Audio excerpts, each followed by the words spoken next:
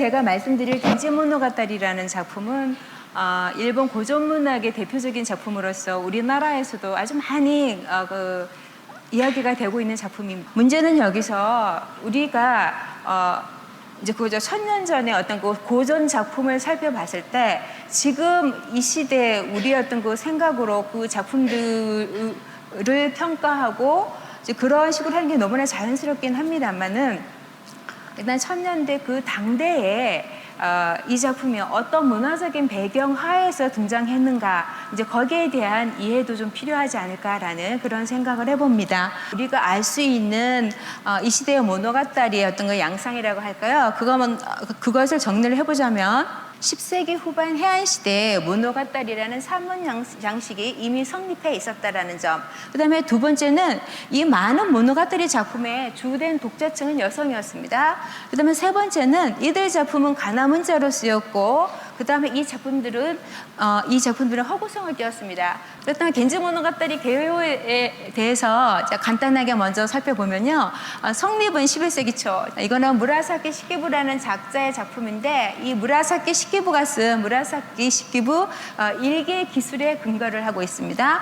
그 다음에 이 작품은 구성은 54권 아니면 우리가 54첩이라는 이런 표현을 씁니다만은 권마다 양이라든가 이런 건 다 차이가 납니다. 그리고 이 작품 같은 54권이 있는데 일단 저 같은 경우는 정편과 속편으로 나눕니다. 일단 남성 주인공을 중심으로 해서 정편과 속편으로 나누어서 거의 정편 그 41권은 히카루 겐지를 중심으로 한 이야기다. 그다음 속편 13권은 카오루를 주인공으로 하는 이야기다. 그리고 여기 이제 여성의 이제 그 주인공들 같은 경우는 정편 같은 경우는 무라사키는 우에라는 여성이 있고요. 그다음 속편에 가면은 이거죠. 우지라고 해서 다들 여러분들 일본 여행 가시면 많이 들르시는 곳이죠. 교토에서 1시간 정도 떨어져 있습니다. 그 우지에 살고 있던 하츠노미야라는 그 히카루 겐지의 동생인데요. 이 하츠노미야한테 세 딸이 있었는데 이 세 딸이 여주인공입니다. 그래서 이렇게 정편, 속편으로 나눌 수 있고 아니면 또 이제 정편을 1부, 2부로 나누고 속편을 3부로 봐서 3부로 구성이 된 작품으로 보는 경우도 있습니다. 그렇다면 일본 문학 내에서 겐지모노가타리 평가가 어떻게 되고 있느냐. 이 작품 겐지모노가타리라는 것은 여성들의 애독서다.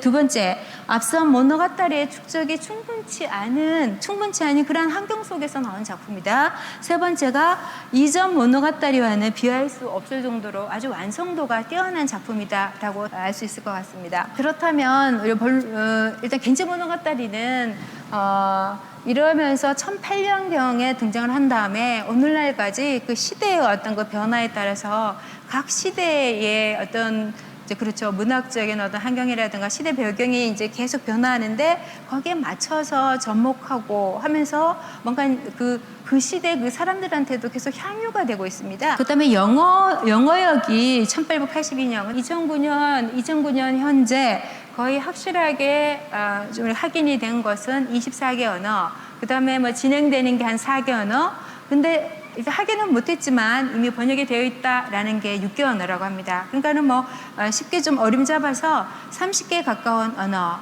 근데 또 보면 이 세계에서 중요한 언어가 25개 언어 정도라고 하는데, 그렇다면 결국 세계 대부분 모든 언어로 번역이 되어 있다라는 식으로 이해를 하시면 될 것 같습니다. 이런 이유가 무엇일까? 그거는 이제 당연히 이거 시간과 공간을 뛰어넘어서 오늘날의 사람들도 좀 공감할 수 있는 어떤 보편성을 지니고 있는 것이 아닐까라는 이제 그런 생각을 해보는데요. 그래서 그 어떤 그 보편성, 제가 생각하는 것은 여기는 많은 천황부터 시작해서 일단 서민까지 어떤 하류계층까지 많은 인물들이 나오는데요. 신분에 관계없이 불완전하고 유한한 인간들의 다양한 삶의 방식과 아니면 그 내면 풍경을 통해서 인간이 어떻게 살아가야 하고, 특히 여성들 같은 경우는 도대체 어떻게 처신을 해야 내가 제대로 행복하게 살아갈 수 있을까, 이런 것을 계속 고민하는 그런 문학이에요. 그래서 굉장히 어떤 1000년 전에 어떤 시대의 어떤 환경이라든가 이거와는 아주 많이 다르지만 오늘날의 사람들이 읽어도 그 속에 자기를 투영해서 충분히 이해하고 공감할 수 있는 그런 문학 작품이라는 것이고요. 예, 그 다음에 또 여기서 어떤 그 일본 문학의 어떤 특질적인 그런 요소를 우리가 또 지적을 할 수가 있는 것인데요. 하나는 뭐냐면 음문과 산문이 이제 결합이 된 그런 형태, 아니면 호색적인 남성 주인공 히카루 겐지가 있는데 그 남성 주인공의 어떤 그 조형이 완성이 됐다라든가, 아니면 어떤 그 작품에나 많이 나오고 일본 문학 작품에는 굉장히 공통적으로 많이 등장하는 죽음과 어떤 재생의 모티프가 히카루 겐지의 어떤 그 시련담이라든가 아니면 시련을 극복하는 이야기를 통해서 일단 드러나고 있다라는 거. 그 다음에 또 하나는 이 작품을 읽다 보면 굉장히 타인을 의식하고 부끄러움을 느끼는 그런 태도가 오늘날의 좀 어떤 일본인을 이해하는 하나의 키워드가 될 수 있을 것 같고요. 그 다음에 또 이제 일본인들의 운명의식, 그리고 일본인들이 어떤 삶과 죽음을 어떤 대하는 그런 태도라고 할까요? 그런 거를 또 좀 엿볼 수 있는 그런 의식이 있고요. 그 다음에 일본적인 어떤 미의식을 이 작품에서 찾아볼 수 있습니다. 그래서 뒤에 한 번 더 언급하겠습니다만, 모노노 아와레라는 이런 어떤 그 미의식을 여기서 찾아볼 수가 있을 것 같고요. 그다음에 일본 문화의 수용 방식을 볼 수 있다라고 일단 저는 생각을 합니다. 근데 모노나와레라는 것은 어떤 것이냐면 외계의 어떤 그 사물과 접했을 때 마음속으로 일어나는 어떤 절절한 감동입니다. 그러면서 느끼는 정치예요. 근데 이런 거를 느끼기 위해서는 인간이 어떤 살아가는 슬픔이 전제되지 않으면 느낄 수가 없다. 일단 저 같은 경우는 이 작품을 겐지 모노가타리를 뭐라 할까요? 여성 이야기적인 관점에서 읽고 있습니다. 히카루 겐지하고 카오루가 등장을 하는데요. 근데 여러분들 아시겠습니다만 이 시대 여성은 궁중 라인이 아닌 이상은 집안에만 있어야 돼요. 집안에만 있는 여성이 어떤 이야기 전개를 끌고 나갈 수가 없습니다. 그래서 남자가 필요한 것이죠. 남자는 이 여자 저 여자를 다 방문할 수 있고 어디든지 갈 수 있으니까. 그래서 저 같은 경우는 히카루 겐지하고 카오루하고 관계를 맺으면서 등장하는 어떤 여성들의 삶의 문제에 선착한 것이 아닌가. 그리고 무라사키 시키부라는 이 여성 작자, 그래서 우리가 뭐 작자로는 아닌데 작가로는 아니겠지만 그래도 어느 정도 1000년 전에 이 작품에 그 여성의 어떤 그 삶의 경험이라든가 아니면 여성의 어떤 그 시각이라든가 이런 게 반영이 안 될 수는 없다고 생각하고요. 그래서 이 작품 같은 경우는 쭉 읽다 보면 특히 여성들 같은 경우가 겐지 모노가타리를 읽게 되면 이건 뭐 부정할 수 없는 여성 문학이라는 생각을 일단 지니게 됩니다. 그렇다면 겐지 모노가타리와 여성 이야기라고 했을 때 이거는 이 작품의 예적인 측면하고 그냥 수용사를 통해서 좀 이야기를 할 수가 있는데, 히카루 겐지의 어머니 키리츠코 갱의 이야기가 맨 첫째 권에 지금 배치가 되어 있습니다. 그래서 그거는 결국 이 작품이 나아갈 어떤 방향이라는 것을 제시하는 것이 아닌가라는 그런 생각을 해보고요.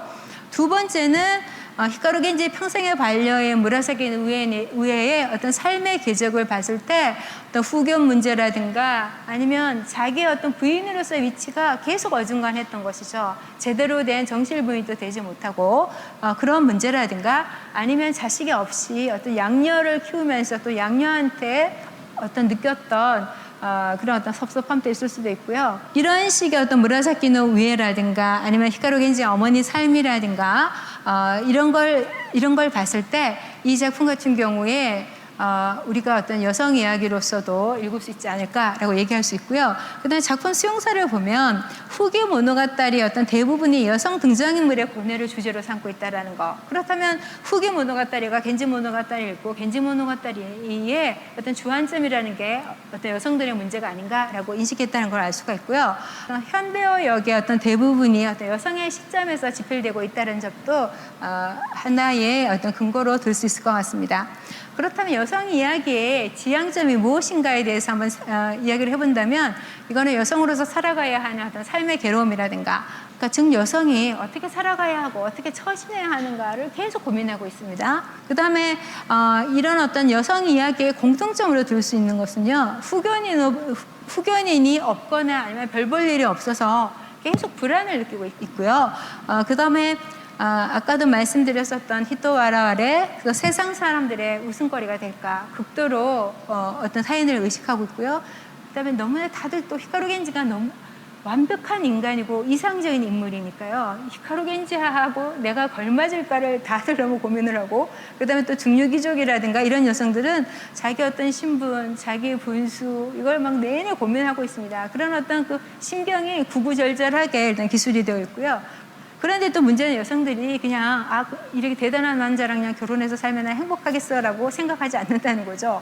대부분 강한 자의식, 자아가 있는 여성들이기 때문에 그렇기 때문에 더욱더 어떤 남성과의 관계를 맺을 때 여러 가지 문제에 대해서 고민을 하고, 그러면서 아예 너무 사랑하지만 거부하는 경우들도 꽤 많이 등장을 합니다. 그래서 결국 겐지 모노가타리 여성 이야기라는 거는 인간의 어떤 본연의 어떤 지난한 삶에다가 플러스 해서 여성으로서의 어떤 삶과 처신의 어려움이라는 어떤 이중적인 삶의 괴로움을 그린 작품이 아닐까라고 일단 생각을 해볼 수가 있습니다. 근데 이 겐지 모노가타리 일기 이거를 통독을 하게 되면 오늘날의 어떤 일본을 구성하는 일본 문화의 어떤 연원이라고 할까요? 이런 것을 우리가 좀 추측할 수 있는 여러 가지 요소를 확인할 수가 있습니다. 일단 제가 보기에는 이 겐지 모노가타리는 일본 문화의 정수로 여겨지고 있는 고전 텍스트인데 일본 국풍 문화의 성격을 볼 수가 있다. 그다음에 또 거의 우리나라 사람들한테 잘 알려져 있는 게 어떤 무사 정권 하에 어떤 일본의 상황에 대해서는 막부라든가 다 관심이 있습니다만은